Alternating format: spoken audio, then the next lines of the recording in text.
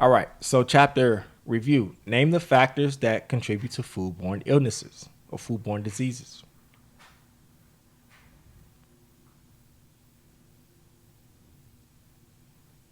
So actually, all of these contribute, except for 4x4 cleaning. They don't contribute to foodborne illnesses. If it was inadequate, then yes, but 4x4 cleaning in and of itself helps to prevent that. So it's everything but 4x4 cleaning.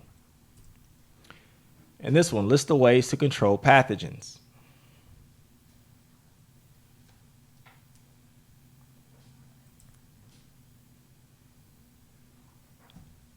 So same one here, like everything we listed below is a way to control pathogens except for metal detectors and sifters.